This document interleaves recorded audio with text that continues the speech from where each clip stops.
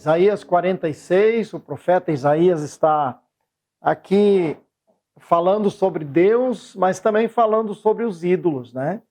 E nós queremos falar um pouco nessa expressão que ele usa aqui, carregados pelo Senhor, carregados nos braços do Senhor. Pensando nessa celebração que a nossa irmã Ruth e a família aí na França está hoje comemorando, nós também queremos usar desse texto com esta expressão que Deus diz que quer nos carregar nos seus braços. E esta ideia gostaríamos de seguir durante o nosso tema. Vamos ler inicialmente os versículos 13 e 4 do capítulo 46 de Isaías. Isaías 46, versos 3 e 4 diz assim: Ouvi-me, ó casa de Jacó, e todo o restante da casa de Israel, vós a quem trouxe nos braços desde o ventre, e sois levados desde a madre, e até a velhice eu serei o mesmo, e até as cãs eu vos carregarei, eu vos fiz e eu vos levarei, eu vos trarei e vos livrarei. Realmente é uma promessa maravilhosa que foi dada ao povo de Israel nesse tempo. E nós sabemos, quando chegamos ao Novo Testamento, que o Senhor fala conosco. E essas promessas, sem dúvida, elas têm uma aplicação geral ao povo de Deus. Se Deus carregava aquele povo naquela época em seus braços, também carrega aqueles que depois da obra redentora, depois já 2000 anos depois da cruz de Cristo, também confiam nele e esperam nele. Então essa expectativa de sermos levados nos braços do Senhor. Aqui, quando eu pensava nesse tema, eu pensava numa história, num poema sobre a vida cristã. É um poema que certamente vocês conhecem já. É aquele homem que ele tem a visão da sua vida perante Deus e aquelas pegadas na areia, que certamente vocês já ouviram, já leram esse poema, e ele percebe que são duas pessoas que estão andando, ele mais o Senhor. As pegadas na areia indicam as duas pessoas, o Senhor e ele. Só que no decorrer da visão que ele tem, ele percebe que os momentos mais difíceis da sua vida só apareciam duas pegadas. Quer dizer que ele pensou, o Senhor não estava presente nessas horas mais difíceis? E então esse poema diz que o Senhor respondeu a ele e disse a ele, olha, nessas horas mais difíceis só aparecem as minhas pegadas, porque eu estava carregando você no meu colo, nos meus braços, né? Então aqui a expressão do profeta, quando escreveu, foi 700 anos antes de Jesus nascer, e ele diz que o Senhor trabalhava com aquele povo, e o Senhor dá uma expressão de muita intimidade e um cuidado muito pessoal, muito especial. Quando ele diz, eu carreguei vocês até aqui e vou carregá-los até a velhice. Então, claro, quando pensamos em Deus desta forma, devemos perguntar, afinal, quem é Deus? E então nós vamos perceber que Deus aqui já nesse texto se manifesta de uma forma muito pessoal. Deus está aqui dizendo, eu, uma pessoa, Deus, querendo tratar conosco, também pessoas. É um relacionamento pessoal. Ele não é um mero princípio ou uma ideia. Certas características, por exemplo, como conhecimento, como diz o evangelista João na primeira carta, ele fala que Deus conhece todas as coisas. A sensibilidade e a emoção que Deus transmite, como por exemplo em Gênesis 6, diz que o Espírito de Deus estava muito triste com aquela geração. Então mostra assim emoção. Quem é Deus? Depois, olhando Tiago, fala da vontade de Deus. Deus tem um projeto, tem vontade. Então mostra uma personalidade. Deus tem um projeto de vida para cada pessoa. Tem um desejo. Mostra que não é uma força, alguma coisa impessoal, mas alguém, né? Ele faz decretos, anuncia o futuro. Aqui o próprio Isaías 46 fala sobre isso. Deus não é uma máquina que funciona por si só. Deus é muito mais, é uma pessoa, é um ser, né? Que se interessa por nós. O maior conforto daquele que crê é saber que Deus é amor. Deus é amor. Deus tem realmente expressado esse amor já por nós. E João, no capítulo 4, verso 8, a primeira carta, fala desse grande amor de Deus. João 3,16 diz que amou o mundo, amou a raça humana, de tal maneira que deu seu Filho unigênito. Então, é um ser que não é que tem amor, ele é amor, é diferente. Ele é amor, a sua natureza expressa amor. E por isso ele diz, eu vou carregá-los nos meus braços. Nenhum princípio ou força impessoal justificaria a afirmação de 1 Pedro 5,7. Eu acho que vocês já, logo que eu citar, vão lembrar, né? Quando ele diz, lançando sobre ele toda a vossa ansiedade, porque ele tem cuidado de vós. Então, este apóstolo, o apóstolo Pedro, ele expressa como esse Deus se aproxima do ser humano e pede ao ser humano que deixe com ele as suas ansiedades, os seus cuidados. Então, de uma forma geral, o texto da visão geral do fundamento do cristianismo apresenta um pouquinho desse grande Deus, para que a gente perceba que Deus é um ser interessado no nosso bem-estar. E é interessante aqui nesse capítulo 46, que ele convida o ser humano a confiar nele. Você é convidado a confiar no Senhor. E esse não é o único texto. A Bíblia toda traz uma relação por fé. A Bíblia toda apresenta a proposta que Deus oferece ao ser humano de que o ser humano possa confiar plenamente a sua vida nas mãos desse Deus. Uma outra questão importante quando perguntamos quem é Deus é que Deus oferece um relacionamento de intimidade.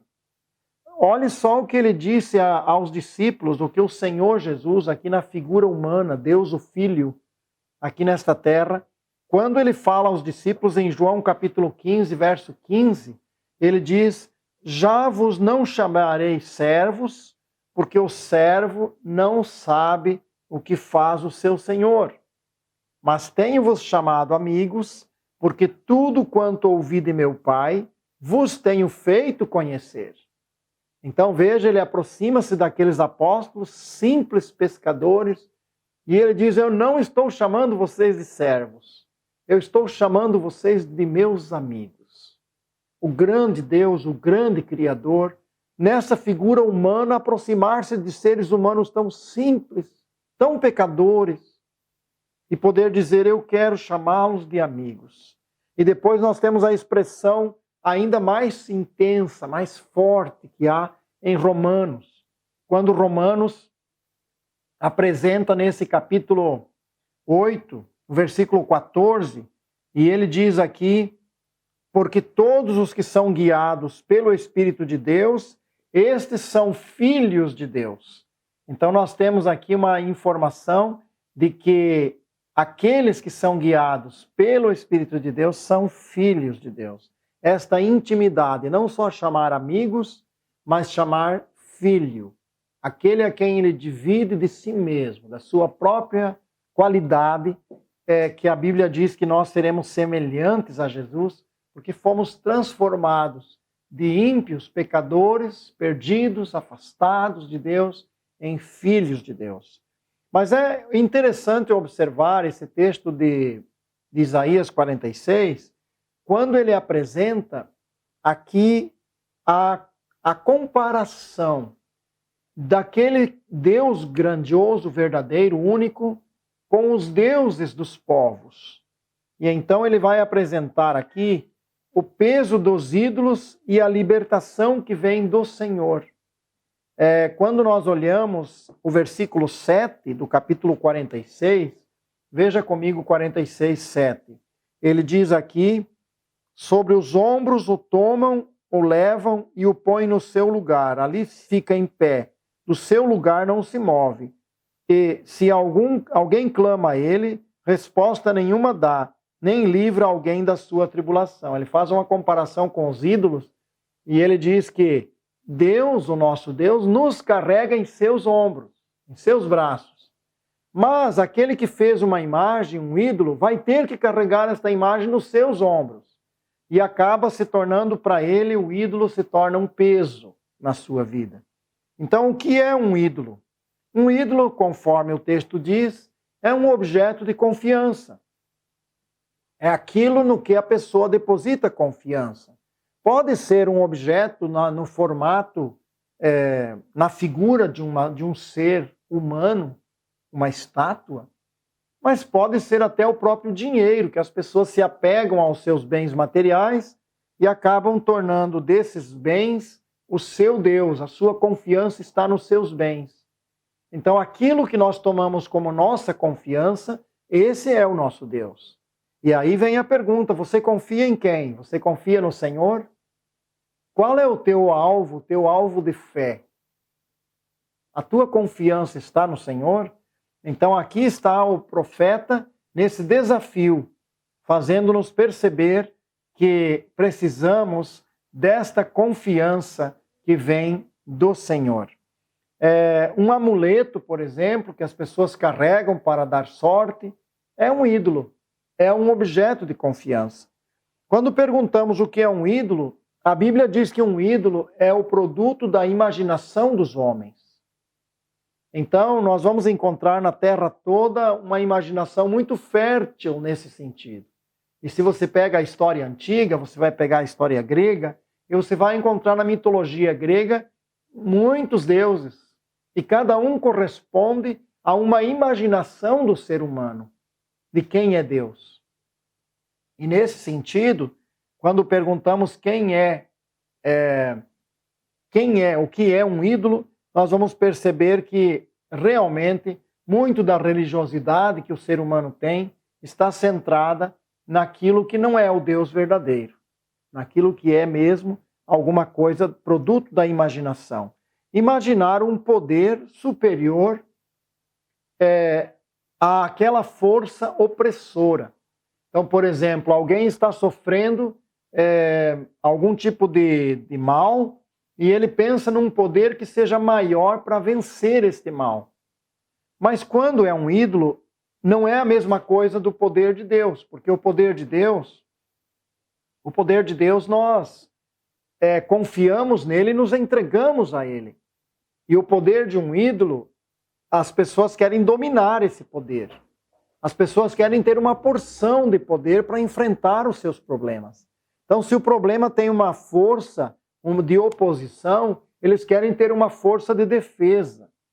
Então, isso na feitiçaria, isso na idolatria, em todos os sentidos, as pessoas querem ter uma porção de poder em si mesmo para vencer o mal. E esta é a dinâmica da idolatria. A dinâmica do servir a Deus não é que eu domino o poder de Deus, que eu dou ordens a Deus e que eu administro o poder. Ao contrário, Deus é que administra em minha vida.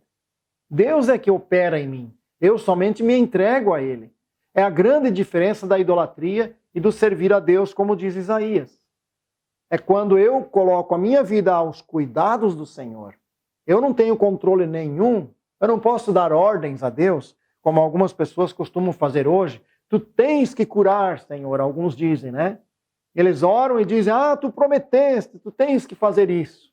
É como se eles estivessem fazendo aquilo que a idolatria faz, a dominar o seu próprio Deus. E não é isso que a Bíblia ensina. A Bíblia diz que nós somos carregados pelo Senhor, que Ele é que interfere para fazer a sua vontade em nós. E não nós, a nossa vontade, obrigando-o a cumprir com a nossa vontade. Imaginar o preço para obter um poder, né? Quando nós olhamos o Evangelho, as palavras, vamos pensar em Atos dos Apóstolos, quando os evangelistas e os apóstolos estavam ali, nós encontramos alguns acontecimentos, alguns momentos em que as pessoas queriam ter um poder, né? Vocês devem lembrar daquele Simão o Mágico, devem lembrar de outros personagens dali de Atos dos Apóstolos, que teve uma até que quis pagar a Pedro para ter o mesmo poder que ele tinha. Para quem ele colocasse as mãos, sobre quem colocasse as mãos, impusesse as mãos. recebesse o Espírito Santo. Entendeu completamente errado o princípio de vida e de relacionamento do Deus da Bíblia. Ele achava que ele ia possuir esse poder para administrar conforme a sua vontade. Mas, na verdade, aquele que confia no Senhor, ele é tomado pelo Senhor, para que a vontade do Senhor se manifeste em nós, e não a minha, administrando sobre a vontade de Deus. Então, tomar posse desse poder e administrá-lo na medida certa para a solução. Assim eles pensam, a idolatria pensa. Imaginar a manifestação do poder nas suas mãos, como uma porção, como o gênio da lâmpada, né? E o gênio da lâmpada, ao ser libertado, ele era obrigado a fazer as vontades de quem o libertou. Ele era tremendamente poderoso, aquela figura do gênio da lâmpada. Mas ele não tinha como dizer não às ordens do seu amo, daquele que o livrou da lâmpada, né? E Deus não é assim. Deus não é dominado pelas nossas vontades. Mas a idolatria é. Porque o idólatra faz o que ele quiser com o seu ídolo. Pode colocar num pedestal, no alto de uma montanha, pode colocar no centro da sua sala de estar, no seu quarto, pode pendurar um ídolo no teto, acima da sua cama do descanso, onde ele pode olhar e fazer as suas rezas a esse ídolo. Mas aqui Deus está falando que ele é um ser pessoal, interessado em nossas vidas e que quer realmente nos conduzir. Nesse sentido do ídolo, quando toda a solução dos nossos problemas são garantidas por um poder da nossa própria imaginação, na verdade nós estamos nos tornando os deuses de nós mesmos. Se é a nossa imaginação que resolve todos os nossos problemas, que nós não precisamos chegar ao Senhor para clamar por socorro, porque nós temos em nossas palavras, em nosso bolso, em nosso dinheiro, em nosso banco, na conta bancária, ou na nossa sabedoria, solução para tudo. Então, na prática, nós estamos querendo dizer que somos deuses de nós próprios. Nós é que somos os tais. No entanto, o Senhor está dizendo que nós dependemos dele. E a palavra diz, não te estribes no teu próprio entendimento. Então, por vezes, o ser humano acaba confiando no seu entendimento. Acaba se tornando como que Deus de si próprio. Ele confia no que ele acha que é certo, ele faz o que ele pensa que está certo e perde de vista o Deus que nos ensina a verdade.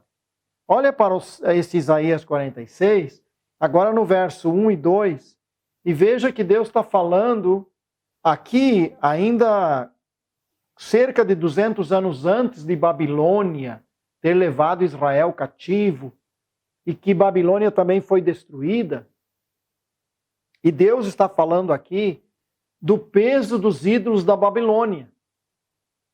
Quando você lê esse capítulo todo, veja o verso 1 e 2 agora e vai perceber que ele declara a condição de um povo idólatra. Ele diz, verso 1 e 2 de 46 de Isaías: Bel está abatido, Nebo se encurvou, e os seus ídolos são postos sobre os animais e sobre as feras. As cargas dos vossos fardos são canseiras para as feras já cansadas. Juntamente se encurvaram e se abateram. Não puderam livrar-se da carga, mas a sua alma entrou em cativeiro. Olha só o que ele está falando. 200 anos antes de Babilônia ser destruída pelos medo-persas, ele está descrevendo o cenário daquele tempo em que Babel foi destruída, Babilônia foi destruída, né? Depois de ter levado Israel cativo. Então Babilônia foi destruída e ele descreve o caminho dos babilônicos fugindo da invasão medo-persa. E ele diz que o problema deles estava no peso que estavam carregando. E ele diz, o peso que eles carregam são as estátuas. Eles estão presos às suas estátuas, não conseguem deixar para trás, e os animais já estão cansados. Aqui diz, as cargas, os fardos, as feras cansadas. Não sei se carregavam em jumentos, em cavalos, em bois, puxando carros naquela época. Mas diz o texto que isso atrasou a viagem deles. Eles queriam fugir rapidamente, mas estavam presos aos seus ídolos, às suas estátuas. E essas estátuas eram muito pesadas e os seus animais estavam cansados, e isso dificultou muito a sua viagem. então a fuga de Babilônia, aprisionados à sua fé nos seus ídolos. Infelizmente, muitas pessoas no mundo hoje estão presos a um tipo de idolatria. E essa idolatria será para eles um peso. E é bem interessante a colocação que o Senhor faz aqui nesse capítulo. Porque ele diz, eu criei vocês, eu vou levá-los nos braços. Se você criar um ídolo, você vai ter que carregá-lo. É exatamente isso. Criou um ídolo, agora carrega esse ídolo. Só que ele vai ser um peso para você. E agora, quando nós somos do Senhor, o Senhor nos carrega. E todo o nosso peso fica nos braços do Senhor. Então isso é maravilhoso realmente para nós pensarmos que o Senhor está conosco, o Senhor está presente. Gostaria ainda de mencionar que Deus chama a casa de Jacó para lembrar as suas obras passadas. Verso 8 diz assim, lembrai-vos disto e considerai, trazei-o à memória, ó prevaricadores. Deus quer que Israel se lembre que Israel é o povo de Deus. Deus quer que Israel pense que Deus é o seu Senhor. E depois também ele diz, para comparar a grandeza do Deus verdadeiro com a idolatria. Ele diz no verso 5, a quem me assemelhareis e com quem me igualareis e comparareis, para que sejamos semelhantes? Na verdade, nós como cristãos, aqueles que confiam no Senhor, nós devemos uma hora parar e pensar que diferença faz uma pessoa confiar na idolatria e uma pessoa confiar no Deus vivo e verdadeiro. Como somos felizes de ter percebido que o nosso Deus nos amou tanto que veio a este mundo, entregou-se por nós. E que o nosso Deus é esse Deus que quer levar nossas vidas em segurança até o final. E é interessante ele dizer aqui, até a velhice eu vos carregarei. E nesse sentido eu queria mencionar ainda alguma coisa sobre esse grande Deus e como ele apresenta o mal daqueles povos, né? Ele fala aqui no verso 8 quais são os problemas do povo que não teme a Deus. No verso 8 diz, trazei-o à memória, ó prevaricadores. O primeiro grande mal que ele revela do ser humano aqui, falando de próprio Israel e falando da Babilônia, naturalmente falando das gerações que estamos vivendo hoje, é aquele que é um prevaricador. Mas o que é um prevaricar? O que significa prevaricar?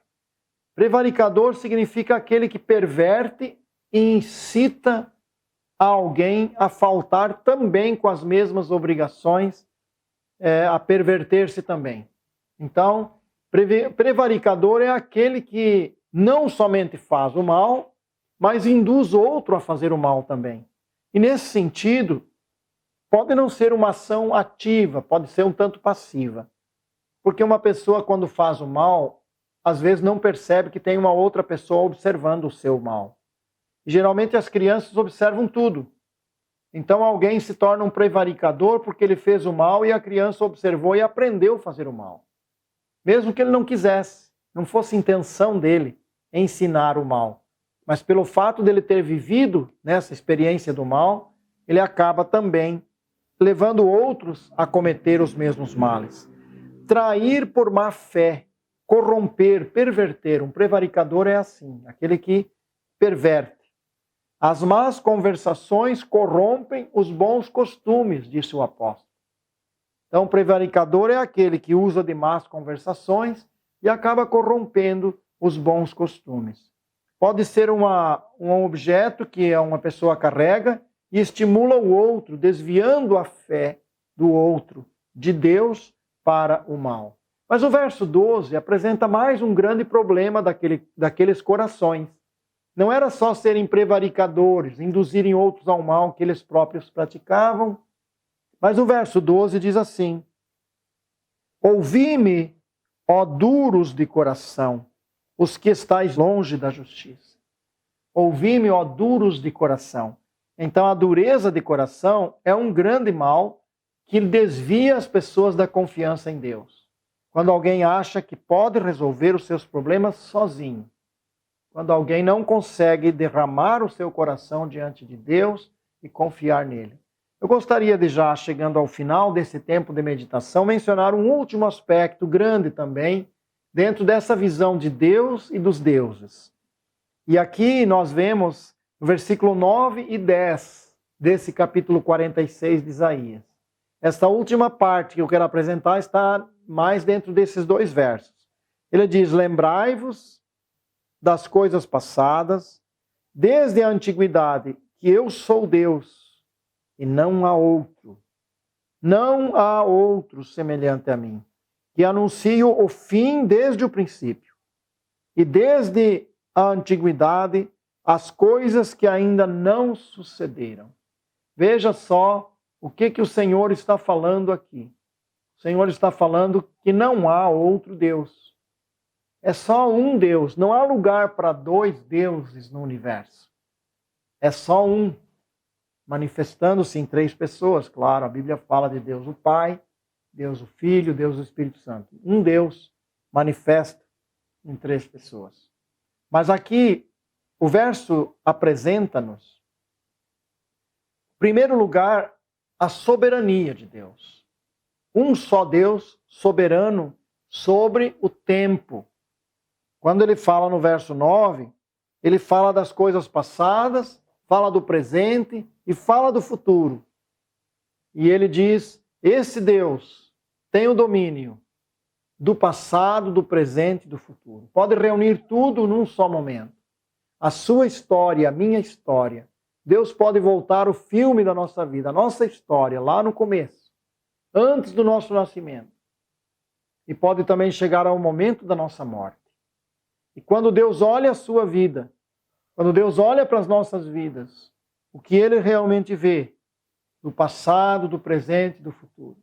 Ele vê uma pessoa confiante nele, ele vê alguém que confessa o seu nome, que confia na sua palavra. Como você acha que Deus o vê? É muito importante parar e pensar, porque ele diz: eu domino esse tempo. O verso 9 ele fala: lembrai-vos, lembre-se de Deus, lembre-se das coisas passadas.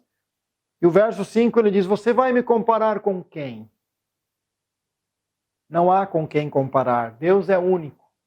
Então, quanto ao passado, ele fala que ele tem o poder, inclusive de apagar os nossos pecados passados. Quando nós verdadeiramente confiamos nele, ele pode apagar os nossos pecados passados.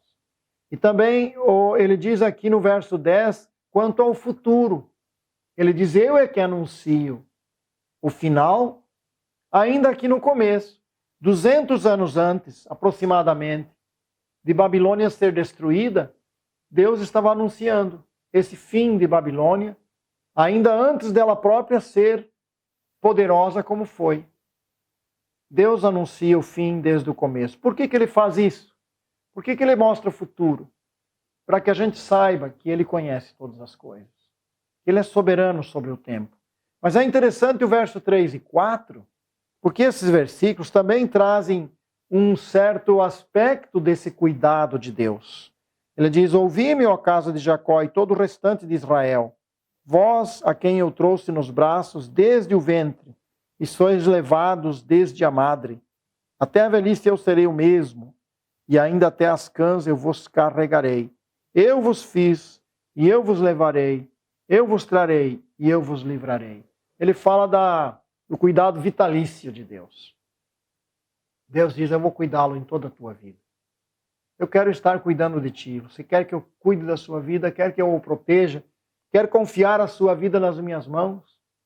Quer que eu administre o seu futuro? Que eu anule os pecados do passado? Que eu esteja contigo em cada dia presente? E que eu garanta para você o futuro? Estamos vivendo um futuro sombrio agora.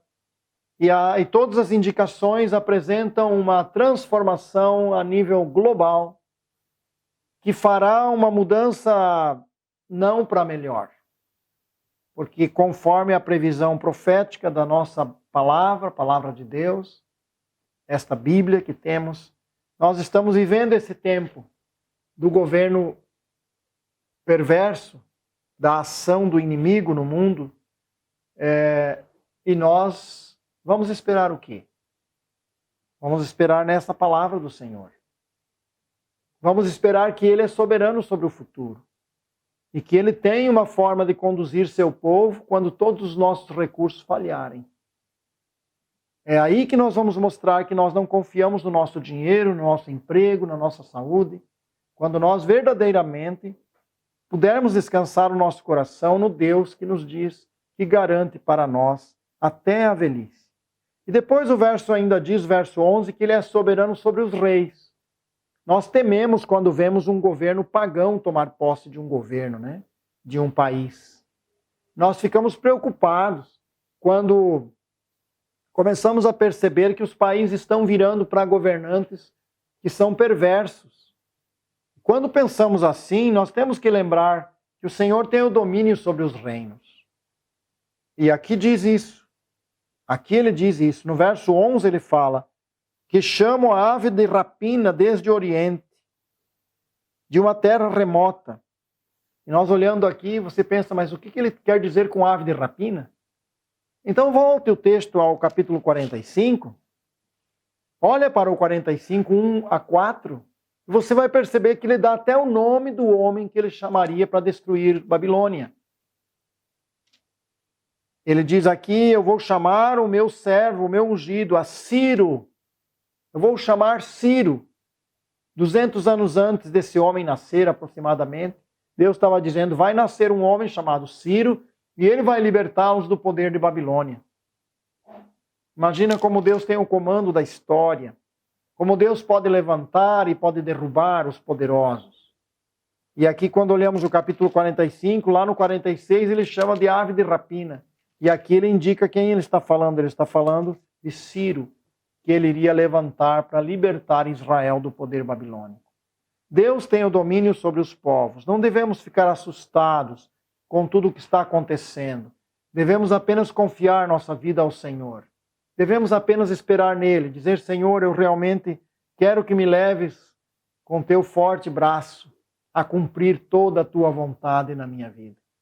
Quero que não me deixes desonrar teu nome com minha incredulidade, com meus medos, com as minhas situações difíceis do mundo.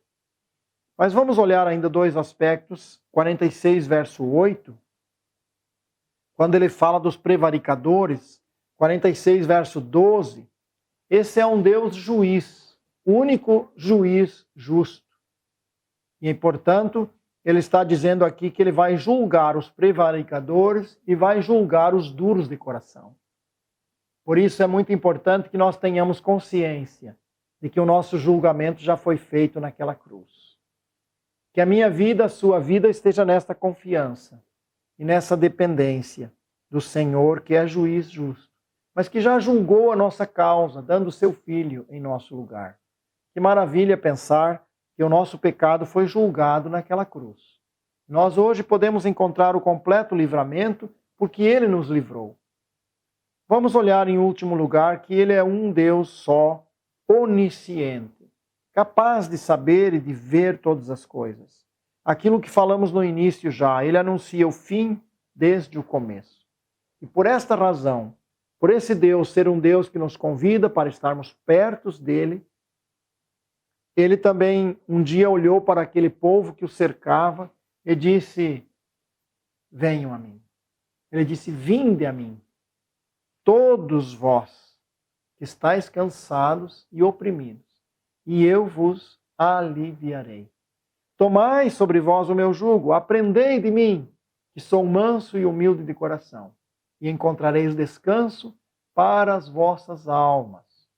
Impressionante o Senhor se voltar para o ser humano, olhar aquela geração cansada, abatida, entristecida, empobrecida, aflita com tantas enfermidades tão terríveis naquele período romano, onde Israel estava controlado pelos romanos. Olhar aquela multidão desorientada, erguer os braços e dizer, vinde a mim, todos vós, todos aqueles que querem, têm um espaço no coração de Deus. Só é preciso tomar um passo de fé e dizer, eu quero, eu creio, eu confio e eu deixo a minha vida nas suas mãos. E depois vamos ouvir aquela voz amorosa, como ele diz aqui, eu carregarei você até o final. A garantia que temos é que Deus nos dá. Não é a garantia da minha força, mas a garantia do seu poder e da sua graça.